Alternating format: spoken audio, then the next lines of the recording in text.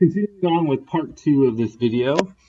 So we get the triangle here with the reference angle of 45 degrees. And if you look, the triangle looks like this. It's a 45, 45, 90. So the legs are 1. The hypotenuse is the square root of 2. And since we're talking about the sine, it is going to be the opposite over hypotenuse, which is the same as 1 over the square root of 2. Now, when you rationalize that by multiplying top and bottom by the square root of 2, you get rad 2 over 2. And then you look to see, remember all students take calculus, the sign is positive in the second quadrant, so therefore the answer is square root of 2 over 2. For the next one, 7 pi over 6 times 180 over pi. 6 goes into 80 30 times, so it gives you 210 degrees. So that means it is in the third quadrant. You go all the way around to here. Third quadrant, 210 minus 180 gives you 30 degrees. So you have a 30, 60, 90.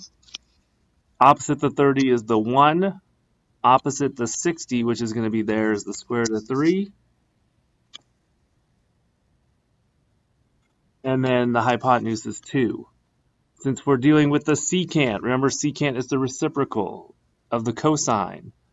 So since cosine is adjacent over hypotenuse, the secant is equal to hypotenuse over adjacent. So it's 2 over the square root of 3, which when you rationalize gives you 2 rad 3 over 3.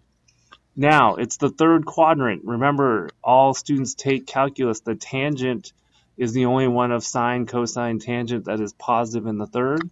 So since secant is reciprocal of the cosine, it is negative in the third quadrant.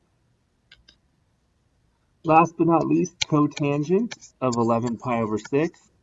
Change that to degrees. So it's 330 degrees, which means it's in the fourth quadrant.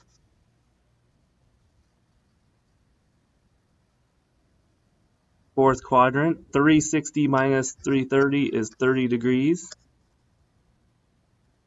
So this is a 30, 60, 90, where this is the square root of 3, 1, and 2. Since it's cotangent, which is reciprocal of tangent, so it's adjacent over opposite, so it's the square root of 3 over 1. And since it's in the fourth quadrant and cosine is the only one that's positive, then it's going to be negative because tangent is negative in the fourth quadrant. All right, I hope these videos helped, and if you have questions, please feel free to ask. Have a good evening.